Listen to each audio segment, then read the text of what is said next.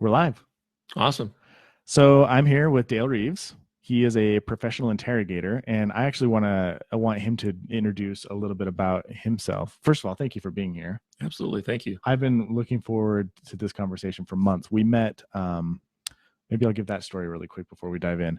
We met, we both spoke at the same event. We were training a city council on interpersonal like conflict management and skills. And I heard Dale present and I was like, oh my gosh, this guy has something magical. I need to have him on the show. And then I found out that he's never done a podcast before. So he was going to be like, I'd be the first person to ever have him on, which made me even more excited after hearing him speak. So I want to flip the time over to you for just a few minutes and hear, maybe you can give everybody a little bit of an idea as to your background, what it is that you do. And I think that'll give people a little bit of context for the importance of the message that you have. Absolutely. Thank you. Yeah. I'm a certified forensic interviewer. Means I hold a certification for interviewers. I like taking tests. I really enjoy. I have my insurance license, and I just did it just to take the test. And that's so interesting. I don't think I've ever met anybody who enjoyed test taking. I really enjoy tests, but I did not enjoy this test. This test was tough. I walked out of there. I didn't think I passed it, and I passed it. We only got very few wrong. So it's a really tough certification. And basically, you have to be able to know all the Supreme Court cases and all the different things that go with being an interrogator. And the fun part is you get to be able to tell when somebody's telling you the truth or when someone's lying. So it's a good certification to have. And in the business that I'm in, many times I don't, we might be missing $5,000. I don't know who took it, and we don't have any videos. So I get to talk to all 10 people, and I always figure out who did it just by the conversation. So how many of those interviews have you been involved in, or those interrogations? Oh, wow. Thousands, probably done over 5,000 interviews, investigations, over 1,000 investigations. And what's your success rate? I've had twice I didn't get a confession and did not solve the case. And I said both times the person who took the money wasn't there. And both times corporate called me about a month later and said, you know what, we made a mistake in the books. There wasn't any money missing. So you have 100% success rate. So, yeah. Well, right now, yeah. With thousands of investigations. Yes. So, and these investigations, these interrogations are like, they're not low stress things that you're dealing with. Like they're pretty high emotion, high stress, high conflict. Very high conflict. Yes. So how on earth do you get thousands of people to confess to doing something wrong? Like there's an interesting overlap here, because what you're doing is in a business setting, but the principles that you're using to communicate in these high stress environments, I think are going to translate over to what people experience inside of a relationship, inside of marriage. Exactly. But I would love to know, like, what is it that makes you such a powerful interrogator? Like what has given you that success rating? The number one thing is connection. Connecting with somebody, knowing how to do that. And I wrote a book on it, on connection, called Inspire People to Greatness. And it really gives a method for connection. And it's a little different than what we might think, how we would make a connection. If there's 4 people standing over there and you want to connect with them, what do you say? What's the first thing you say? What's the second thing you say? What's the first thing you think about? Second and third? What's our method for really making a connection? And we don't have one. We just go up there and start talking. And so the methods that they use for interrogation methods work, but they don't always work well in a business setting. I may talk to 10 people and I'll get a confession out of one, but the other 9 people don't want to work there anymore. Yeah. And so I had to come up with something that really connected with people, where if you didn't do anything wrong, you didn't feel like you did something wrong, Yeah. And you so don't feel falsely accused and defensive, and like your boss is am I in here being interrogated because my boss thinks I'm a criminal? I'm capable of something like this. Yeah, exactly right. Yeah, yes, that makes sense. And I can see that type of defensiveness or emotional hurt happening inside of any type of relationship. Oh, yeah, exactly. In type of anyone. So what did you come up with then? That well, let me back up just a little bit. When you have to understand, the people that I sit down with do not want to have a conversation with me. Yeah, and as many times in a marriage or in a relationship, you're not the guy people look forward to having a conversation with. Right. Yeah. Right. Sometimes me. I look forward to having conversations with you. So sometimes I'll meet somebody new in one of our stores, and they'll go, "I don't think I met you before," and I go, "That's a good thing." Yeah. So the people that I sit down and talk to, they don't want to tell me anything again, and so many times in a relationship, the other person is done talking, and that's where I have to start. So I have to not only bring that person around from a normal conversation, I have to bring them around from they want to walk out the room. They do not want to sit down and talk to me. And how do I build a connection in a situation like that? So I think it really translates into a marriage or any kind of relationship. That's interesting. So what's like the first thing that you do to help build that connection in a high stress situation? So the first thing, which may sound really strange, a lot of people say, that can't be right, is I make sure I don't relate. I don't relate to them. And then a lot of times people say, wait a minute. Yeah, tell me about that. That's my whole method of having a communication. So Nate, if I asked you, so where did you go on vacation last time? Last time you went on vacation, where'd you go? South Carolina. South Carolina. I've been to South Carolina before. South Carolina, that's they have a beach there. Yeah, it's great fun Hilton going there, isn't it? Oh yeah. Last time I was in South Carolina, we went to the beach. And see, I just stole the conversation. Hijacked the conversation. Hijacked it. Relating hijacks it instead of saying, what did you like best about South Carolina? The beach. So how often did you go there? Oh man, like 4 or 5 times a week. So why do you like the beach so much? It's just a great place to relax. Relaxing. Yeah. See, I just learned that he likes to relax. That's knowledge that I have. So now I know what he likes to do. He likes the beach to relax, not to go out and fish or, their main thing is relaxation. So when I ask those kind of questions, I gain some knowledge about the other person. Who did you go with? I went with my family. Mm-hmm. Family's important to you. Yes. Okay. Family and relaxation. So those are the kind of questions that I ask instead of relating. When I relate, I'm giving a lot of information about myself. And that doesn't do anything. I mean, they may not even want to know anything about me. And I've had so many people say, oh, I'm from Iowa too. Well, not everybody in Iowa likes me, Right. That doesn't mean we have a connection because we just grew up in the same place. Yeah. So number one is don't relate. Don't relate. Yes. The second thing is don't give an opinion and don't give people advice. Think about a time when you were down and out. Did you really want somebody's advice? No. You want somebody's opinion? No. And sometimes we try to make a connection. I'll go in here and I'll throw out an opinion.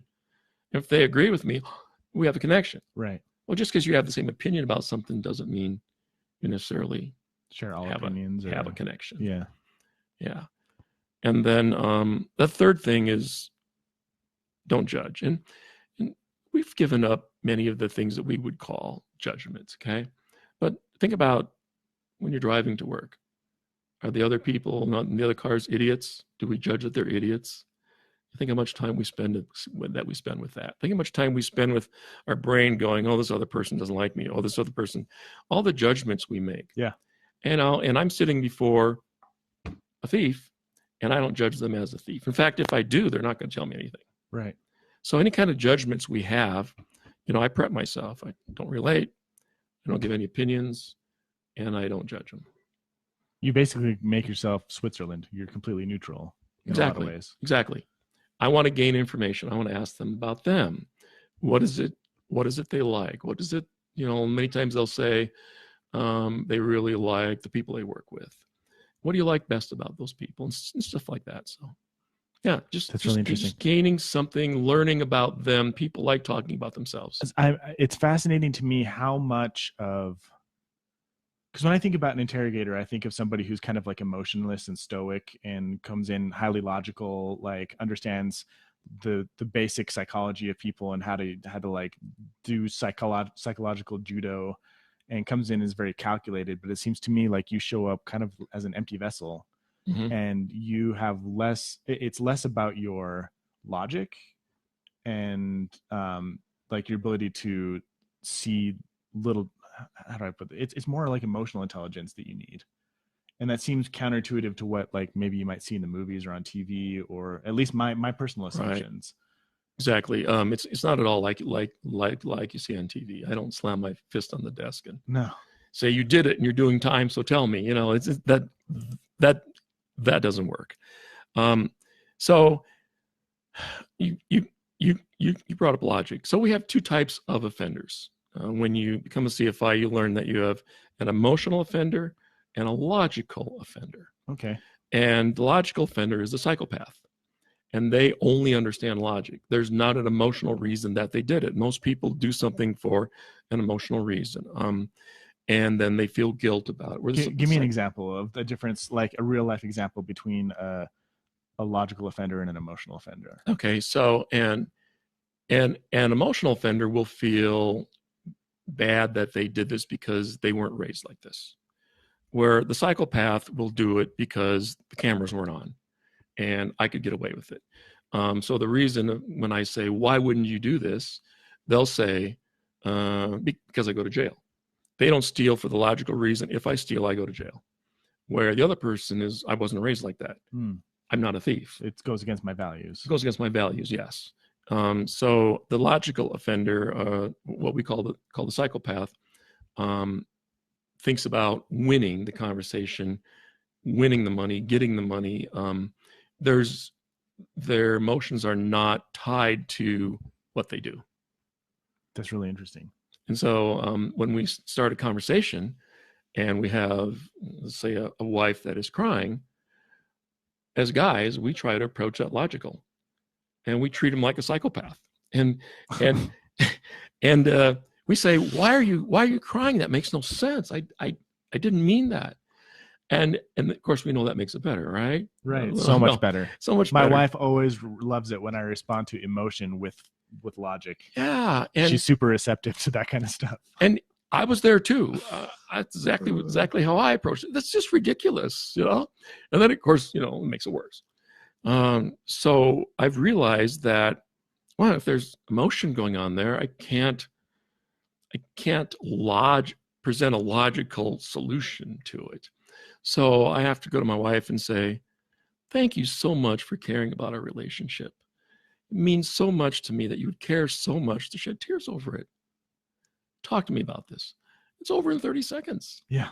Because she's like, oh, you care. I don't know what I was thinking. And it's done. And so, but it's actually. I'm not laughing to make light of the situation. I'm laughing because it's so blatantly obvious, but we just get it wrong so often. Yeah. And I'm not doing it to trick her. I'm not doing it to manipulate her. Once you understand this, you really get that the tears shed are because they care so much about the relationship. Yeah. Or maybe the anger is there because they care so much about it and you want someone to care about it. Yeah. Yeah. So we seem to approach problems with logic, like one of my kids said to me this last week, you're really a logical person, Dad. You really, I'm thinking to myself, I'm not sure that's much of a compliment, but tell me what you think. And he was saying, well, you solve all these crimes. And I said, yeah, maybe the investigative part, there's logic. I mean, a good balance of logic and good balance of emotion is definitely what you need. But it's really to get in touch with the emotions that get people to confess. And some people confess they have they could get away with this, but they want to confess because it's the right thing to do. And for them to move forward, it is the right thing. Let's start with a clean slate right now. Let's get this off our chest. Let's just start over and move forward. Worst thing you can do is have this hanging on for life. Let's just talk about this. And yeah, and then actually create them with virtues they don't have. Does that sound strange? Yeah, talk to me about that. Um, Wait, but you tell me before we dive into this. I'm going to ask you a question. Okay. And you can tell me which order you want to take this in. Okay. My first thought is, can you give me some cold hard examples of ways that you've approached scenarios, whether in your job or in your life, where you use those first three principles that you explained, where you come in without judgment and you or I'm sorry, I'm spacing the first two because I am not taking notes. What were the first three principles? Relating opinions. Yes, relating and check your opinions at the door. Yeah. And judgment. Oh, well.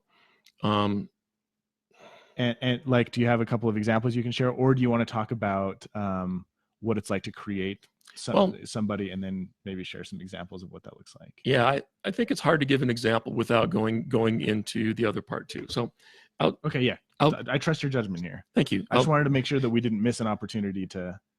I know it might be risky to trust an interrogator's judgment here. I'm not sure. I trust you wholeheartedly. Well, let me tell you a personal story. I don't know what, 5-6 years ago, my wife and I separated. And although I could apply this principle at work, it's a little always tougher to apply it to family. Mm-hmm. And, I was judgmental. She wasn't doing these things right, and she didn't listen, and she didn't this and all that, So I was talking to a friend of mine, and she goes, "Oh, what are two things she's not?" And I go, "Well, she's not fun, and she's not easy. She's not easy." I grew up in Iowa, and the Midwest culture is a pause means something. Well, she grew up in the East Coast, and pause means fill in the sentence. So I'm not sure I said a whole sentence for the first 7 years of my marriage, because when you pause, she'd fill it in. She'd finish my sentence for me. And he goes, "Create her as fun and ease." Oh, yeah, right. What does that mean? Yeah, that's going to work.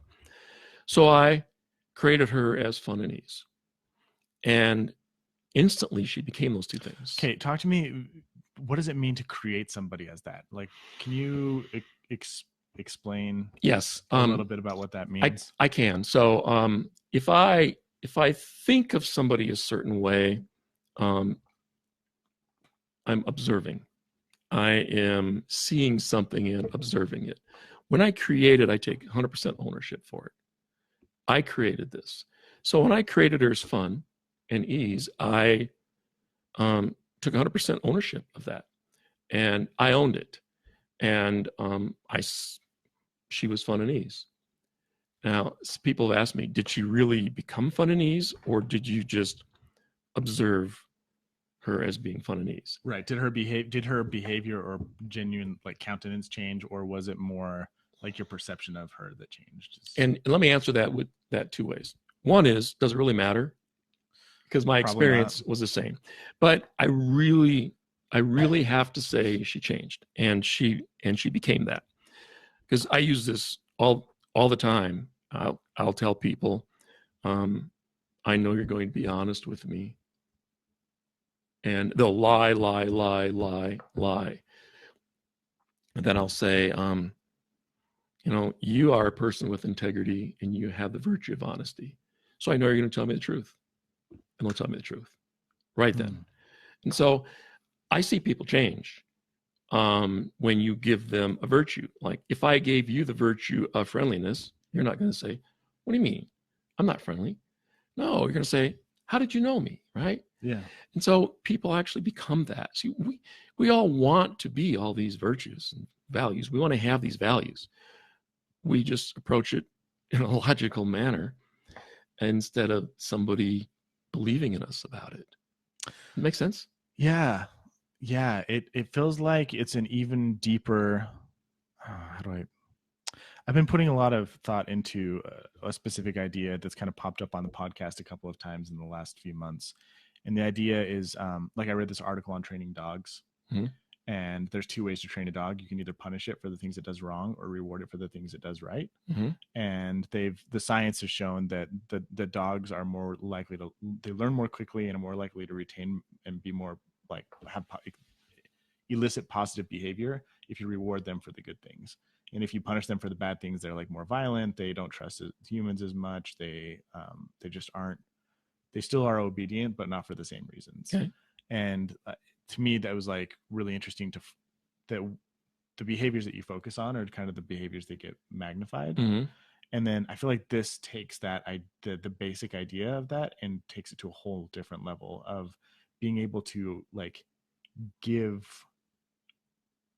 imbue a value into somebody. Mm-hmm. You can literally like say you are this thing, and they will adopt that into themselves, become that thing. Exactly right.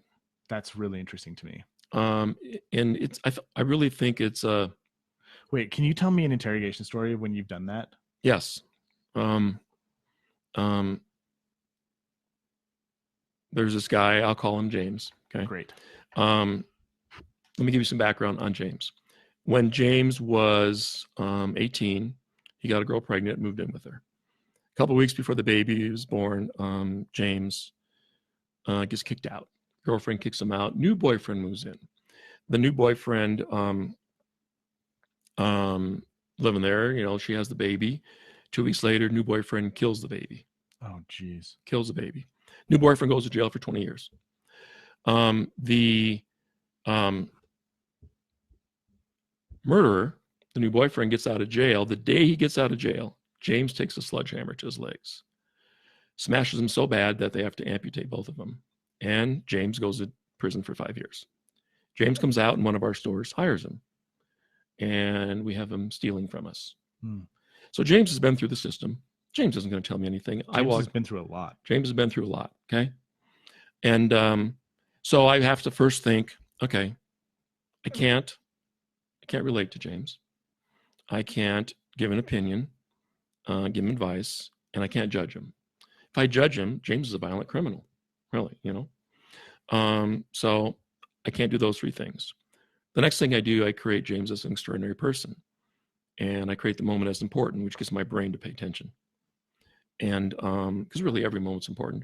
And how, can you tell me how you do that in that moment? Like, how do you create the moment as important? And like, is there a certain thing that you do, or a thing you say to yourself, or there like is a ritual that you have? There is. I will look left, stretch my neck left, stretch it right, and go, it's a very important moment.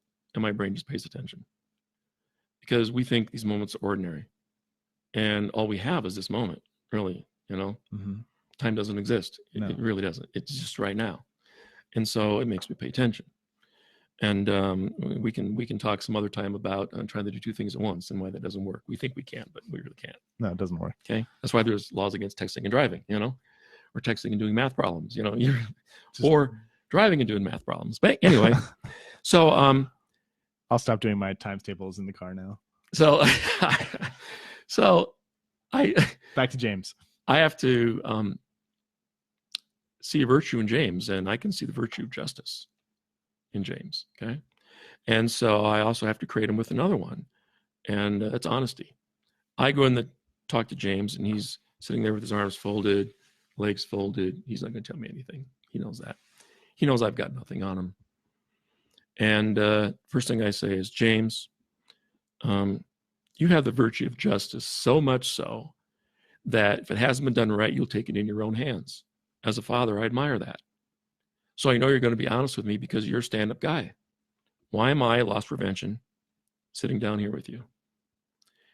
He unfolds his arms. He unfolds his feet. Says, because I stole $5,000 from you.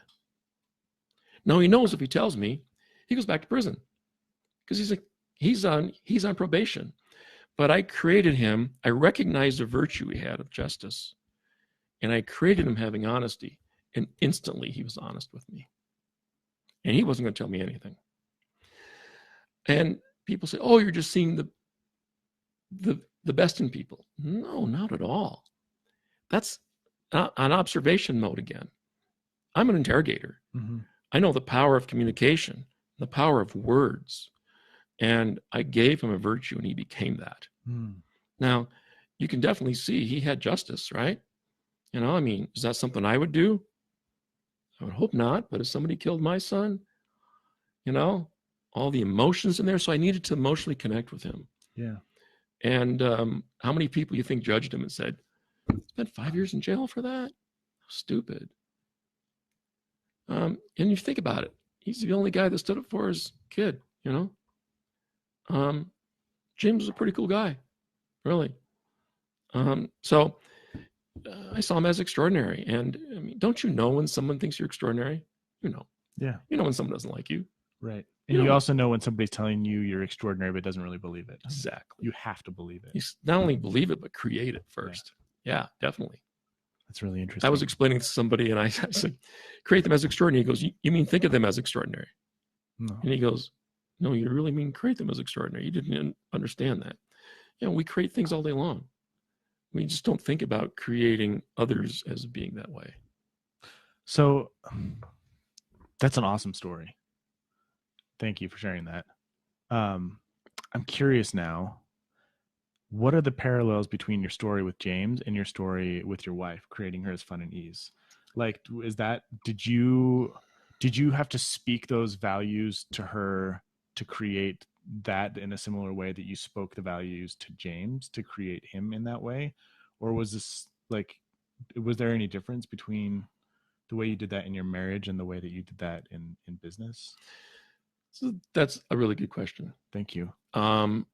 I did not tell her she was fun and ease. No. I created that myself. Did you tell her in ways that were less explicit than saying you are fun and ease? Did your behavior towards her change, or did the way that you talk about her change? I don't know if any of that changed. I'm sure it did, but I didn't feel any of that change, except I went over to see her and she was a completely different person. And you know, before I left, I said, this is all on me. I'm gonna hire a moving company. We're gonna move you back in. I'm sorry. It was my fault. And luckily for me, she said, okay, you know. So and I have the greatest marriage. She has this New Jersey accent. Now she's not from New Jersey, but she can bring it out anytime. She did some acting when she was younger. When she gets mad, I'll say that in New Jersey, and she'll say, "What's the matter with you? Is your arm broken? Pick up your glass of water," you know. And it's just funny. I just laugh when she gets mad. I'll say it in New Jersey. Sometimes she'll say, "I already did." Then I know it's serious, you know. Then I'll know it's serious. And it's not that we agree all the time and everything is fun, but I misunderstand her so much. So if something's going on, I'm like, I see the fun in it instantly then. And I see that she really is ease. I mean, she's never given me a to-do list in my whole life. That's pretty easy, right? That's pretty nice. That's pretty nice, right? She's never come home from work and here's your to-do list. She's never done that. So I tell people maybe she's not organized enough to do that. But oh, jeez. But no. Careful. No, this is being recorded. No, but I guess what I'm saying is sometimes we would see, oh, you're unorganized. But when you create it as fun, I've never gotten a list. Yeah. So really, we make up things in our mind what another person is. We make these judgments that aren't really true. I mean, our brain is the difference between reality and make-believe. We can be, and as an interrogator, I understand something about stress. I know how to pour on stress. I know how to relieve stress. That's what I'm a master at. So you can be sitting in front of your TV in your four walls, favorite beverage in your hand, climate-controlled air, watching a movie, and something scares you in the movie, and your brain dumps adrenaline in your bloodstream so you can fight or flight. You're in the safety of your own home. You don't lock doors. You do not need to fight or flight. You don't need to run or fight anything. Get this adrenaline rush. So your brain doesn't know the difference between reality and make-believe. So you have to tell it what you want it. And I tell people, never settle for what your brain's telling you. You're missing out on so much. Never settle for that. Create it. Talk more about that. So this is something that I feel like is so important that I feel, and correct me if I'm wrong, but I'm going to try and echo what you just said in maybe different words. Okay. I feel like often in life we let our brains go on autopilot, and we believe whatever the scenario is that occurs inside of our brain to be truth. Right. So, great example. Like a couple weeks ago, my wife called and said, "Hey, she works as a nurse. She works long 12-hour days. She typically comes home, like she'll get off at 7 and then make it home between 7:30 and 7:45. Okay. And she'll call me before she leaves, and I will make dinner and have it ready for when she gets home." So she called and she's like, "Hey, I'm leaving." I'm like, "Great." And I start making dinner. I finish dinner. She's not home. And then 15 minutes go by. She's not home. It's getting to be way past when she normally get home. I call her. She doesn't answer. I text her, and I start to freak out. And instantly my brain goes to, she's dead on the side of the road. Well, before that, I was angry.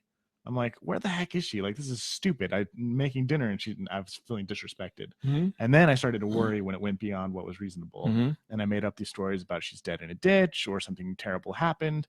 Turns out her patient crashed when she was leaving, and she had to like save her patient's life, which was awesome. Like, no better excuse to be late for dinner than to be saving somebody's life. Right. I just didn't have context because she can't answer her phone while she's doing CPR on somebody. Right. But my brain went to that place of something horrible has happened, or your wife is disrespecting you, or whatever, and I believed it. And I feel like when our brains take these little bits of information and then fills in all these major gaps and makes up a story, and the story is rarely, if ever, true. Right. But we believe it. We've conditioned ourselves to believe it. And what you're saying to do is to disbelieve maybe the stories that are the thing that's in your brain, and instead create what you want the story to be more intentionally. Is that accurate or no? Some yes, some yes. Tell me more. So I'm not saying to necessarily ignore anything in there, but you have to think, what is your brain telling you? Is it telling you to survive because it wants us to survive? Right. And so, but that's your brain's primary function, is to keep you alive. So when it says, don't get so close to that edge, probably good to listen to it. Right. Okay.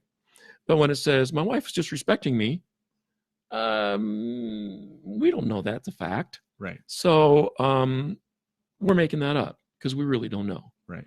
And as an interrogator, I got to be careful of making stuff up. Right. I want to make sure I don't get a false confession. I have to make sure that it's an honest confession. And so what's deceptive and what is honest is what I'm looking at. And our brain is deceptive a lot of times because it jumps to conclusions that aren't true. For an example, if we were to write down every teacher we ever had, you and I, and everybody else listening here, and if we were to write down every teacher we ever had and every college class we ever took, every vacation we took, and every book we ever read, some of those things can change our lives. A book, people spend years writing a book, and can read it in 3 hours and change your life. You can go on a vacation to South Carolina, where you like family and the beach and relaxing, right? And it can be life-changing. Wow. Way to bring it full circle. Wow. You can have a certain teacher. Like my kids had a teacher, a couple of them in 6th grade, that just changed their life. Just totally. One year. So, and a college class can change what we think about economics and all sorts of things, right? And if we were to compare our list, would our list be anything alike? No. Probably not. No. And so our opinions are going to be different, or at least the reasons for our opinions. And so we're going to jump to conclusions without really knowing the other person. Our brain's just going to go, oh, Nate's like this, or Nate's like this. And I just have to think, no, this person I'm talking to is not like that. My brain's just trying to tell me be careful here or something, look out for this or whatever. And we live in fear and we live in stress, because stress is normally fear of the unknown. And our brain's trying to fill in, oh, this is going to happen. I'm not going to have a job tomorrow.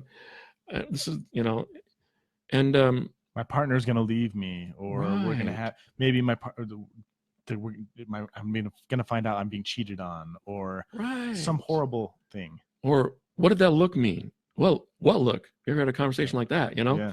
I mean, it doesn't mean anything. And if it does, ask. Hey, did I upset you? Is there something that I did? Are we having a misunderstanding here? Because misunderstandings happen, and most of the time it's just because our lists are different. We're different people. We've read different books, so we've had different experiences. Right. I like to pause when I talk. If in the East Coast, my wife says, well, it's rude to let somebody pause. It's polite to fill in the gap. Yeah. So she's being polite, and I'm seeing it as, you are so rude. My brain's telling me this from my experience. I misunderstood her for 7 years. And, because I was listening to what my brain's telling me. And so just create the other person as a virtue you want them to have. And we live our lives creating people with negative things that they don't have. Now, this person is judgmental, or this person is this. And then, of course, we can look for evidence, and we always find evidence that we're right. My wife's a nag. My husband's immature. Mm-hmm. My husband's lazy. My wife is just like high strung. We give these virtues to, man, I even know I did this week in my marriage. I'm almost scared to talk about it, but I was mad. My wife was like getting really defensive and being kind of like short with me and overly sensitive. And I was like, what is going on? And she's like, I'm feeling judged. And I took a few minutes to think about it after having kind of a heated conversation, and realized that I was getting mad at my wife for feeling defensive because she was only feeling defensive because I was judging her. I was like, no, like I was creating the thing in her that I didn't want to be there. And I realized how silly it was. So you already know how to do this because you just did it this week. Backwards. I just need to do it the other way around. So, and it's, people say, well, that's hard. Well, a lot harder to have a 24-hour fight, or argument, right? Yeah. How much easier to create them with a positive value or virtue, and then really, really, really see that. I've got a story to tell, and please do. I'm in the middle of this interrogation, and it's not going very well. And this person really does not want to tell me, because if she does, the whole county's going to know. She's kind of a famous person in this area, small town, and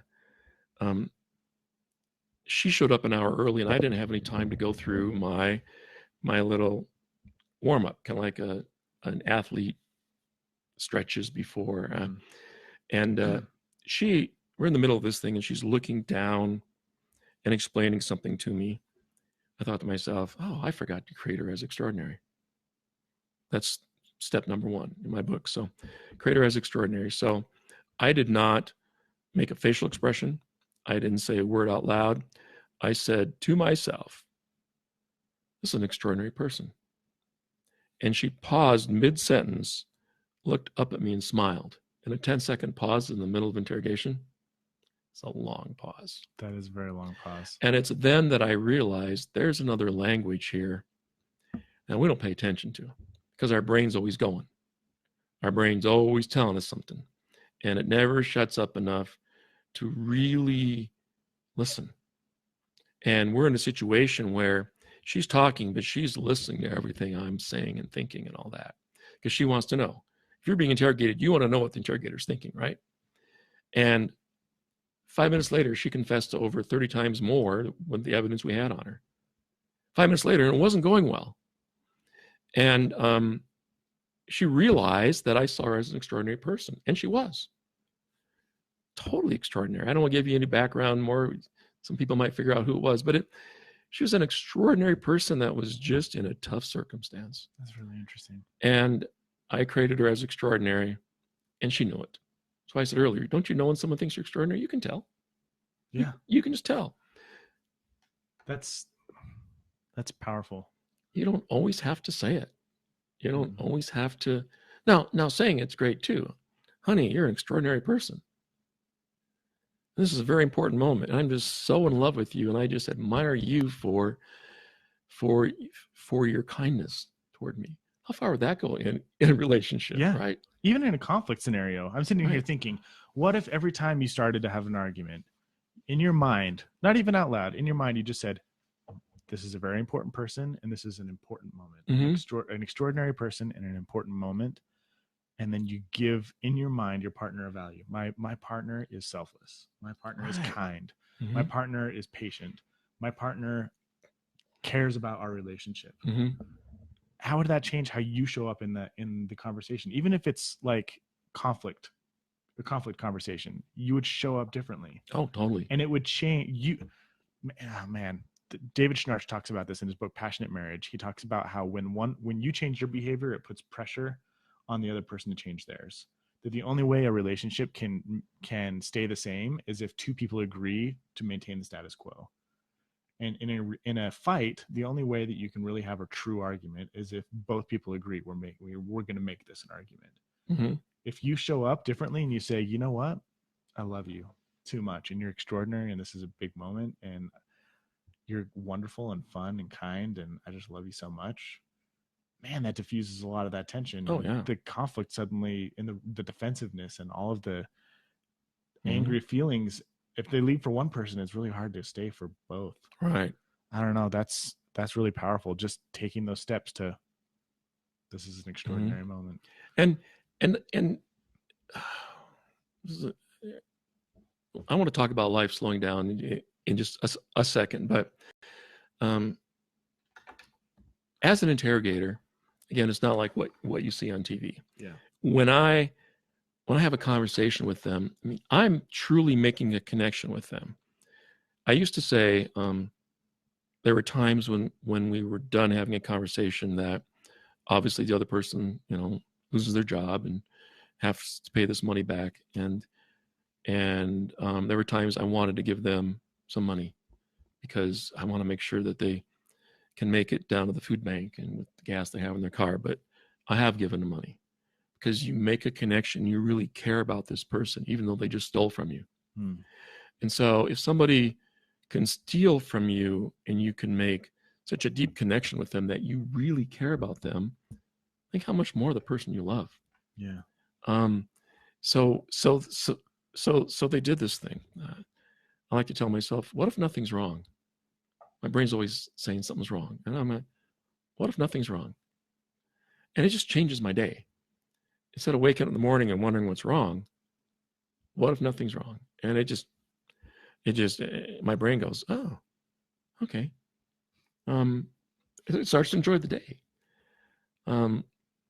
Yeah, it's just a powerful thing when you get a connection with someone. I mean, two human beings connecting and seeing virtues and values in the other person. It's life-changing. And creating them in each other. Yeah. That's like it's a beautiful thing that I'm excited to put into practice with my wife. Yeah, that's really cool. Okay, you just a second ago said you were going to get into talking about, was it time? Oh, yeah. So because I see the moment as important, my life has slowed down. And I don't know how to explain that other than sometimes my days are so long and beautiful, they seem like they're a week long. Like something will happen this morning and I'll think it happened 3 days ago. Because my concept of time over my life is kind of flies by. You get to the end of the week and you can't remember what happened. It just kind of flew by and I didn't get all this done. I wanted to get all this done. And that's because we're thinking of 2, 3, 4 things at the same time. You ever drove to work and can't remember the drive? Yes. Number one, how safe is that? But not very safe. But I'm sure. Number two, what did you accomplish? So my life has slowed down because I see each moment as important. I meet this person in this store and have a conversation with this person and all these things. As I move through my day, I just have these amazing moments. I spend a little time with my wife in the morning before we go to work, and it's just an amazing time, even though we're both kind of rushing around. And it's just a very incredible moment. I get to see her for a little bit in the morning, and I have a different aspect about even the people that are driving next to me. You know, how many times have I driven to work without a scratch in the car? And yet I used to think they were idiots. You know, I mean, and traffic is basically organized chaos, and somehow Oh, we all make it to work every right. day. Yeah. It's really incredible. And so we spend our time thinking, oh, this is wrong. And what's this person thinking? And I get so much more done now. And my day has slowed down because I'm paying attention. It's kind of like, speaking of accidents, I was in an accident. I've been in a few, and but very few. And I've driven hundreds of thousands of miles. And I can remember being hit from the side and shoved over a lane. And I looked in my rearview mirror, and I can still tell you where every car was and what the color of those cars were, because I'm paying attention.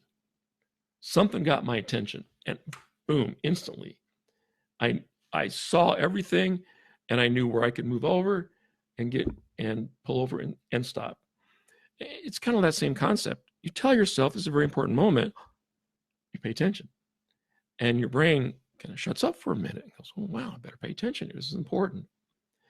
And I do pay attention to just to the little things, the little things that really matter. I'm not saying I take time to smell the roses. I'm not into cliches, but I take time to see what's really present before me and to make the most of that, to enjoy the person that I didn't think I enjoyed years ago. I can really see them as a real human being with struggles and with likes and dislikes and with virtues that I didn't know they had. And I create them with having a few more, and I get this amazing person that I didn't like before. It's really life changing. It's just changed my whole perspective on things. Wow, that is really interesting, and how the idea that can slow down time. I can see how it would make your life way more enjoyable. And if you think about it, time's the one thing that is the same for everybody. Yeah, we all, if we all live till the end of the day, we get 24 hours. Nobody gets 27. Nobody gets 20, unless, of course, you died. Everybody gets 24 hours a day. Everybody on the planet right now is spending this moment right now. It's the great equalizer. If we looked in our pockets or in our checking accounts, we'd all have a different amount of money. Everybody gets the same amount of time every single day. We take classes on time management, and it doesn't even exist. Yeah. It's really activity management. It's not time management.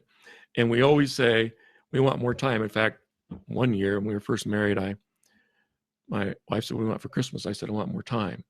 So she gave me a nice little fancy bottle of thyme, like rosemary and thyme, and I still have that. I look at that, and it's an awesome present to get, because awesome.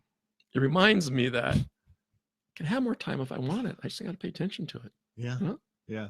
And how much time do we have in our days that we lose because we're not just counting those moments as important? Right. And just a little hint. We think we can be on the phone and on our computer at the same time. But I can hear you typing, the typing noise is magnified when you're on your phone. I can hear people typing while I'm talking to them. Mm-hmm. There's times I'll even stop saying anything, and I'll say, then I'll wait 30 seconds and say, so what do you think about what I just said? And they'll say, yeah, I really like that. I didn't say anything, Jeez. So, and we're not really paying attention. So of course the day goes by because we don't even know what happened because we're not paying attention. We're doing too much at the same time. Yeah. Somebody comes to my office, turn my computer screen away. Otherwise, I'm looking at my next email. Distractions. Turn it away. It's awesome. So, okay, I want to recap. Okay. One of the best things that you can do to manage a difficult conversation is create human connection. Yes. You do that in 3 ways that we talked about at the very beginning. One is don't relate. Mm-hmm. One is you don't judge. Right. That was the third one. Third The one, second one is no don't give opinions or advice. So if you can show up, if you want to create meaningful connection with coworkers, with your spouse, with somebody at the supermarket, those are 3 steps to follow. Yes. And it also applies to like a high stress conflict situation. It'll help you like really get inside somebody's shoes and understand them. Because if I'm judging and they're judging, good luck with that. Right. Not gonna go anywhere. No. But if you're curious about who they are and what's going on for them and what they're feeling and experiencing and where that comes from and how they're drawing the conclusions and their experiences, you're going to be able to really have a lot more empathy and find a resolution. For example, if I just said to you, hey, that guy over there, he's an extraordinary guy, you'd say, what does he do? Yeah. So when I create someone as extraordinary, what do they do? I automatically ask the right questions. What makes them extraordinary? Yeah. Right. Yeah. Yeah. I want to find out about them and I'm interested. Yeah. So that's the next thing is create the moment as important and create the person as extraordinary and create the values in them that you want them to have the most or that they need. Right. And to search for values. And in case you think that's a little crazy, I think you've grabbed this, but obviously in the middle of a conversation, of an argument, I'm not going to say, you have the virtue of nobility. It doesn't fit. Right. It's got to be something that fits the situation. And what's really interesting when I do my conferences, I will ask people, list off some virtues that people have. List them off. A group of 70 people can only come up with about 10 or 12. Right. Interesting. So I've got 110 in my book that,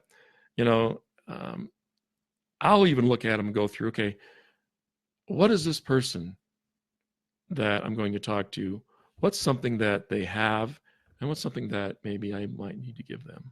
And I'll just read through that list. And a lot of them don't apply. And then, I never thought of that one.